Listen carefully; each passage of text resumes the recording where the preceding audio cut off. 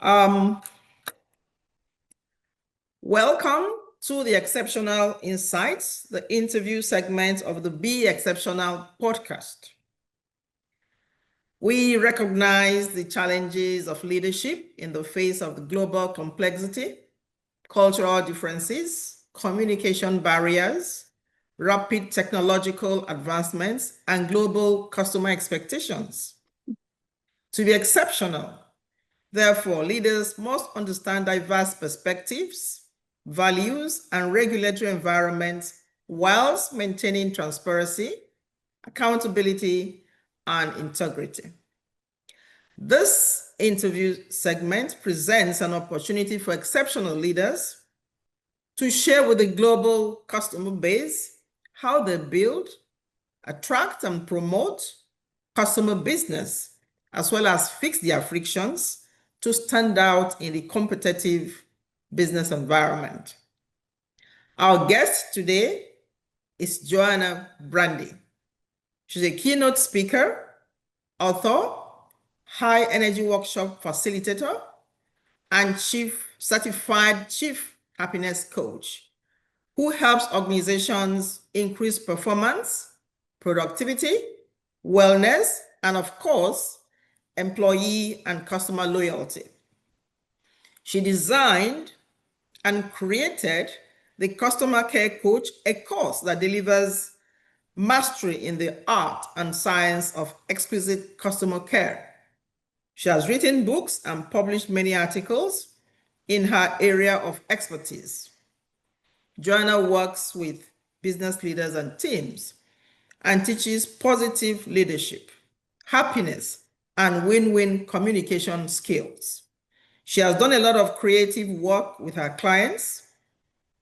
Join me to welcome to the Be Exceptional podcast my mentor and business partner, Joanna Brandi. Joanna, I'm so excited to have you here as our guest, and this is our premiere podcast. I know, I'm so excited. Much. I'm so excited you invited me. Thank you. And before we get started, I want to say congratulations on that gorgeous book you did. Thank you very much. I really enjoyed getting it. And, I wasn't expecting it. So it came as a gift and it was it's so beautiful. It's right up on my counter. It's lovely. Okay, that's wonderful. That's wonderful. So right now we're going to go straight into our interview. I've said one or two things about you, but I'd like you to tell us more about yourself. Oh, goodness gracious. There's so much to tell. I'm going to tell you what I would call an origin story. Okay. Because before I did this, I was in the field of direct marketing. I was not in any, I didn't do anything like this at all. I ran a profit center for a publishing company in New York. Okay. We were a multi-million-dollar profit center, was very successful. But time came when it was time to leave. It just, you know how you just know sometimes when life is telling you, okay, next step, please. Well, that's what happened to me. I won't give you the whole story of how it happened, but that's what happened to me. So I decided I was ready to leave the corporate, and I loved it because I had a profit center. So I ran a business inside a business. That's pretty cool. Okay. And but I knew, let's just say I knew it was time for me to leave, but I didn't know what I did really well. So here's what I did. I called my customers and I said, I really don't know what I do well, but I know I want to go and start something new. Can you give me any advice? And they all said the same thing. You have set a standard for customer service in this business that we never had before. And everybody's out to beat you. I was like, shocked. I was shocked. So I boldly quit my job. I think I could have done a better job of timing that. But I boldly decided that it was time because I had already trained my successor. Okay. The company was very big on succession planning, and I'll say something about that because I think it was very, very wise to teach people that they have to think about the future and where they want to be in the future and prepare those who work for them to move into their space. So, having been sort of indoctrinated with that way of doing business, everybody was set and ready to go. They were just waiting for me to leave. So, so I set off to do that. And I must tell you, it took me about 2 years before I figured out what I was doing. So it's very interesting that we can think we know what we want, but then when we go and do it, we sort of, in my case, trip over my own feet for a while. So I tripped over my own feet for a while. And it wasn't until I'd say a good 2 years that I had started to really find my own and really understand what I wanted to do. And I did a lot of talking to a lot of people in that 2 years, which was helpful. And I did a lot of studying. I studied a lot of the other people that were out there teaching customer care successfully. And I found that my differentiator was that I never talked about customer service ever because I believed that the word itself was holding us back from the relationship building we needed to teach in our organizations. So I looked up the origin of the words and I really got to understand that in some people's minds, not everybody's, but in some people's minds, service is not a good word. When your air conditioner breaks, what do? You call the air conditioner service company. When your car breaks, you have your car serviced. So looking into the etymology of it made me realize that maybe I needed to get rid of the word. So I got rid of it and substituted it with the word care, which for me meant create authentic relationships with everyone we come in contact with enthusiastically and energetically. So that became my signature thing.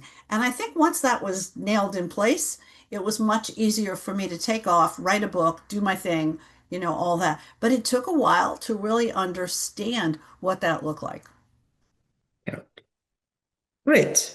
It took a while to put all the bolts and the nuts together to be Oh able to my, create the book. oh yeah, it took a long time. Yeah, there's something to take away from your story. The fact that whilst you were thinking about leaving the organization, there was a succession plan.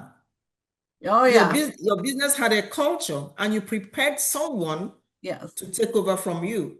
You know that some people wouldn't do that. Some Uh-huh. people would just think about themselves, plan just for themselves to leave the organization without thinking about that organization and the very, very important, thing that, to ensure that business is and remains a going concern.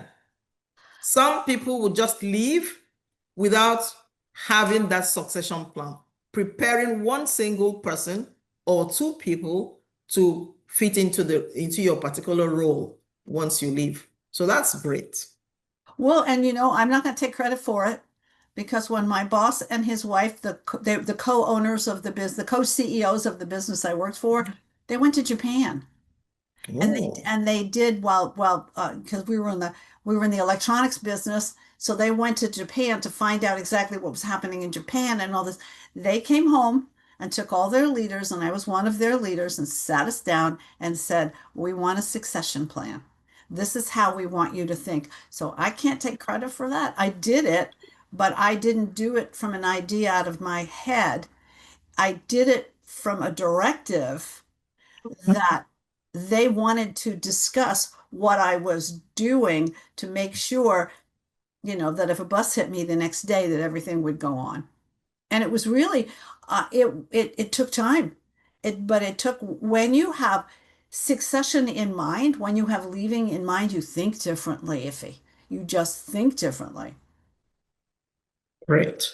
So, Joanna, tell me, what strategies would you implement to enhance customer experience and loyalty in a competitive market, especially in today's world? Oh, yes. Well, you know where I would start is is where you would start if you were starting a business. I would start with values. Now, some companies already have values, and that's fine, but are they alive? Do people understand what they mean? Do people understand how to put them in practice? Do people understand what it looks like when they're above the line and actually living the value or below the line and not living the value? So when I have the opportunity working with a company to to bring them back to their values or to help them create a set of values, which I have a process for, of course, um, that's a deep foundation. Yeah. If they have a set of values, we work with those. And we do come up with definitions. We come up with practices. What does it look like when you're practicing that value? What does it look like when you're out of alignment with that value? So there is a good deal of discussion about things people don't ordinarily discuss. That's generally where I try to start, if I can get Right. that opening. So, and of course, the next set of values would be around teaching, keeping people in this continuous improvement mode. The Japanese people call it kaizen. Kaizen. Yeah. Kaizen, yeah. And so keeping people in that continuous improvement mode. Now, today that means more training. Today that means I do group sessions with customer care teams to talk about leadership and how to bring them further along in what I call positive leadership. So, for any customer care initiative, though, you could certainly have that kind of, now that we have Zoom, it's easier to get people from one of my clients is a property management company, and they've got people all over the place, but we sit down with Zoom and we get all those people together. Now, interestingly enough, there's nobody in their whole company that has the title of customer service, but yet we train in what they like to call customer service. I'm still calling customer care. They want to use their language, and you got to give that to a client. If a client wants to use Yeah. that, when the memo comes out and says customer service training starts next week, oh God, they don't get it. But yet they get it. They get what it means. They really understand that they're about creating authentic relationships with everyone they come in contact with enthusiasm and energy. So they're able to do that well, and they've been back 3 times. So we do a lot of talking about what you know, what great customer care looks like in person, over the phone. We abolish the words no problem Yeah. because that's a no-no. Uh, so one of the first things we do is clean up the language a little bit and get people to understand why language matters and how they can use language to build rapport and to get closer to their customers and how to have they have in their particular business a customer usually comes to them when there's a problem. Great. So there's a high level of skill that has to be there so that you're not getting flustered. You're not pushing the customer back out. You're attempting to really hear what the customer's issue is and be really present to making sure you fix it without letting your own emotions get involved. That's true. That's true.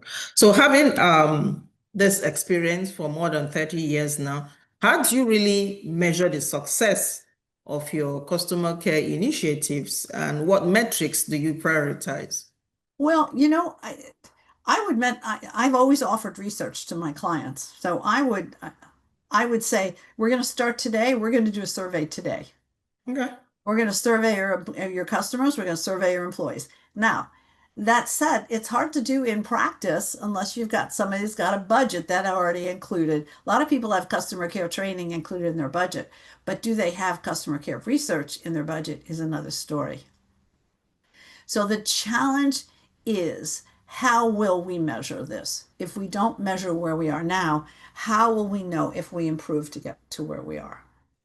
So we look at obviously at retention numbers. Yeah. We look at referrals. Are our customers sending us more customers? That's a good indication of when you're doing well. Yeah.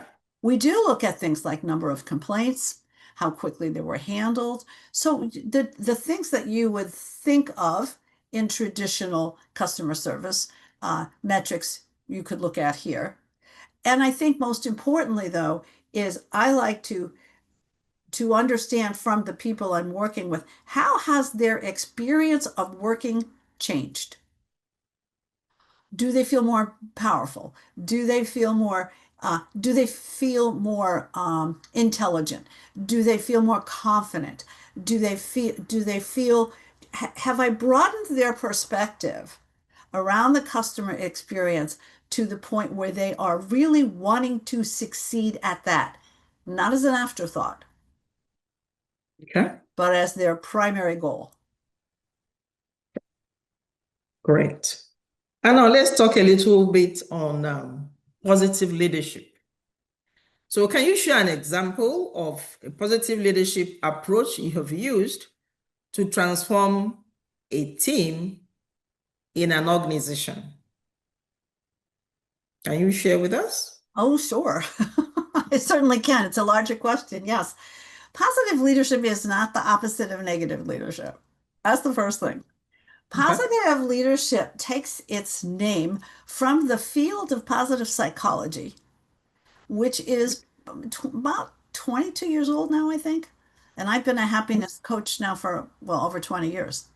So I got into that early on by studying with Dr. Martin Seligman, who's the founding father of positive psychology.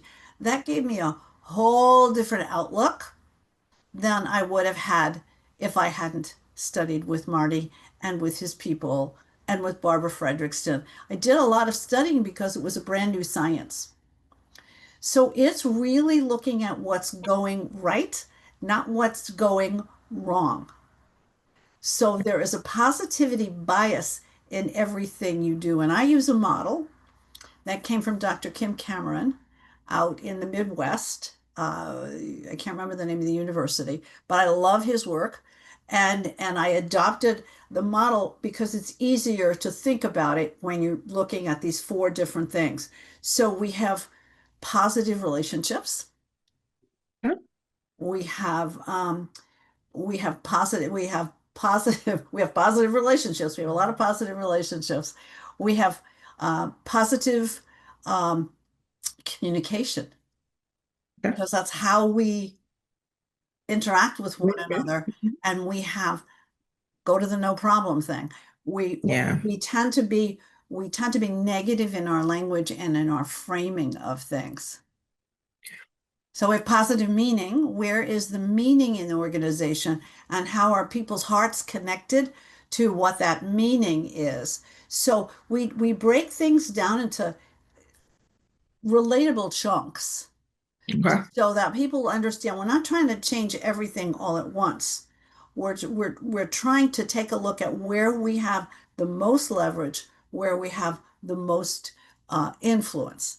We know from science that in order to, and we know that a good on 80, 90% of what we take in from the world is negative. Yeah. Yeah, and we're thinking 60,000 to 90,000 thoughts a day. So we're not only thinking negative, we're recycling negative day in and day out. And that's okay, because that's what the brain is here to do. The brain wants to keep us safe. The brain isn't designed to make us happy. The brain is designed to keep us safe. So a lot of the things that we do are not designed to make us a happier culture or a happier people. So we have to bypass that negativity bias and take a look at what really works. What really works. And we know that we need at least 3 times more positivity than negativity just to hit that equilibrium. So it's a 3-to-1 ratio. But the studies out there have told us that if you want to be a high performing company, what you need is a 5-to-1 ratio. 5 times more positivity than negativity. 5 times more questions focused on what's right rather than on what's wrong. So in other words, we have to consciously, the word is There's the consciously, word, consciously. Yes, yeah, bypass the negative bias. absolutely. Absolutely. And when people study with me, my ideal way to have them study with me is I have an online program, and then I work with them in the online program with their groups. So Okay. we're together for weeks and weeks and weeks. So it becomes possible to do that because in the conversations, I do the conversations in the context of something I call a wisdom circle. Because you can study till the cows come home, but if you're not applying it and you're not asking questions about it and you're not able to get help in doing it, you're kind of stuck. So what the wisdom circle allows for is that people get to come together and have a discussion about what they got out of the material and how it makes sense to put it into their organization. Great. Good. Thank you so much for elaborating on that question. Very, very clear, well Well, and I presented. think a big part of that that we don't think of as leaders, because we're generally, if we're the company owner, it's one thing, but as leaders generally, we are getting our direction from someone else Yeah. as to what their priority is. And their Yeah. priority is usually financial. You know, it's the things that we measure. But the reality is a positive leader is looking to see how she or he can create safe emotional space for people. Because people won't grow, no matter how much you push them. People won't grow unless they feel a certain degree of safety. Because we're all kind of wedded to our comfort zones. Yeah. So if we want people, and that's the job of a leader, is to get our employees out of their comfort zones and into their stretch zones so they can bring more of themselves to work. And a positive leader is going to attempt to do that without throwing them into their panic zones, which is what a Yeah. lot of people do. I don't know what your bringing up was, but most of us had bosses that you looked at us and said, "Oh, she looks like a smart one. Yeah. Let's give her more than she can handle and see what she does." Did you have that experience? Oh, yeah. Oh, Oh yeah, yes. yeah, That's true. yeah. Yeah. Now, while you were having that experience, what's going on in your body?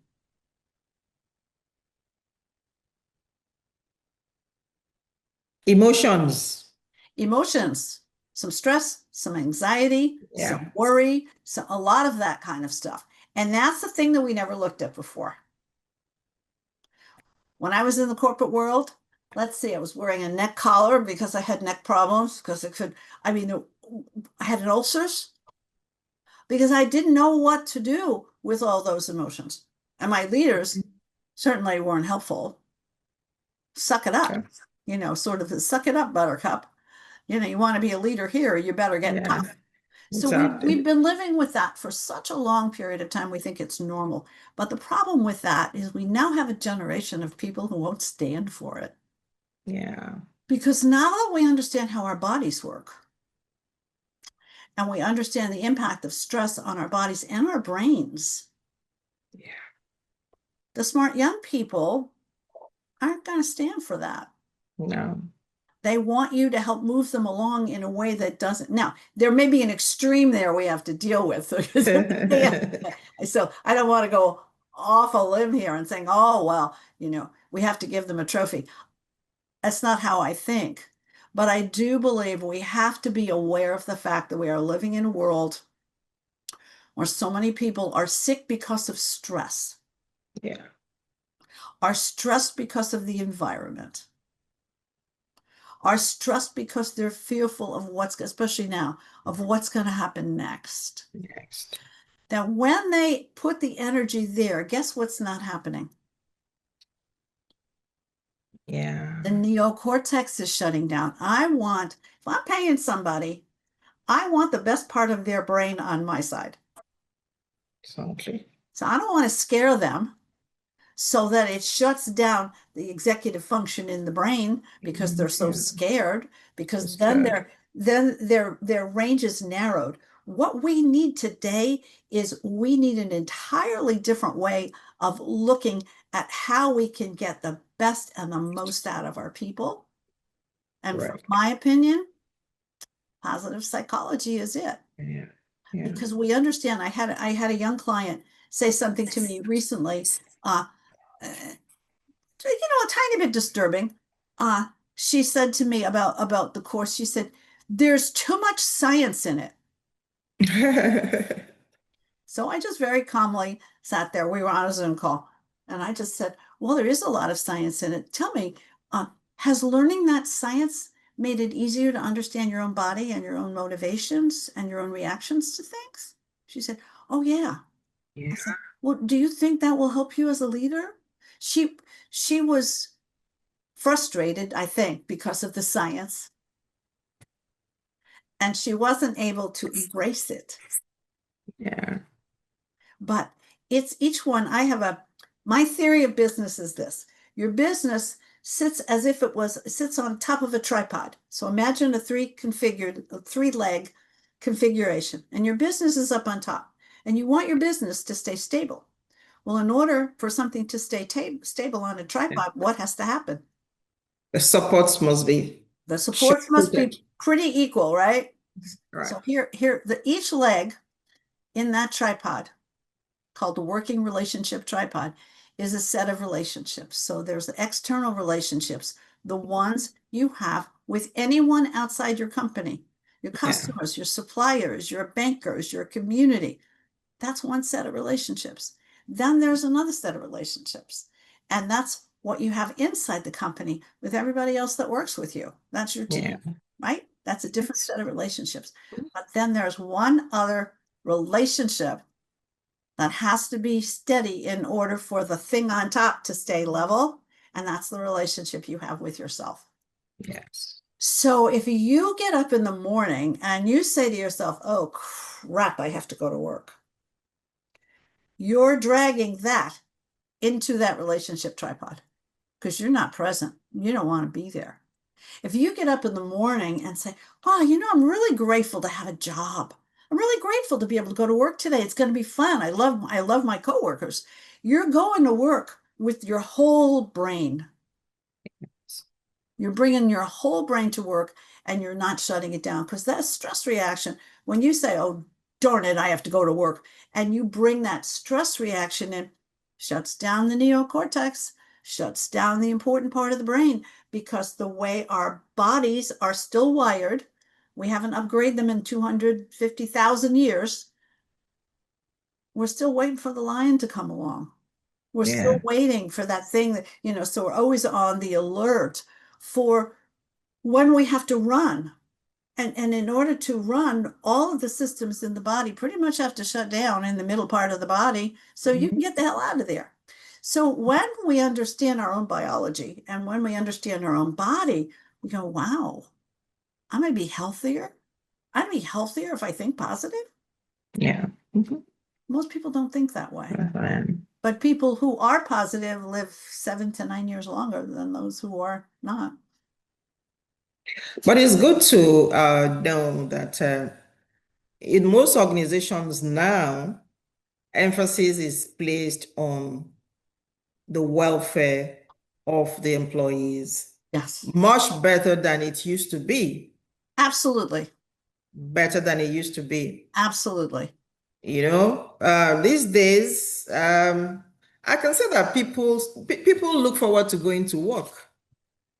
You Okay. don't you don't you don't have the bureaucratic managers anymore who stand behind you. They give you that space to perform. It's only when you don't perform that they put you aside and focus on other people who have something better to offer the organizations. So, Mhm. and then they have a lot of packages, palliatives, for employees just to make sure that they're happy doing their job. So I would say that in a way things are getting better, or organizations or management is beginning to realize the importance of you know giving the best to their employees so that they can perform to Exactly their right. There is a new focus on well-being all over the world, yes. not just here. There is a new focus on well-being, actually more so in Europe than here. Yeah. More so in Europe than here. And there is a new focus on employee well-being. And as it should be, because these are the people that are taking care of your customers Yeah. and your company.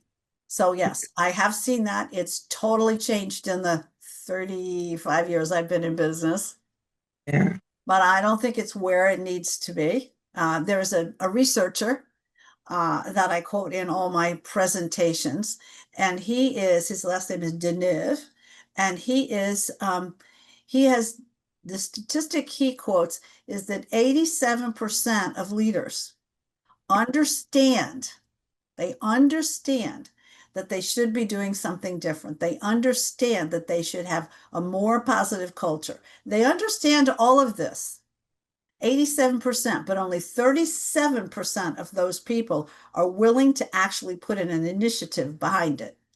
So they get it, they know it, but they're not spending on it.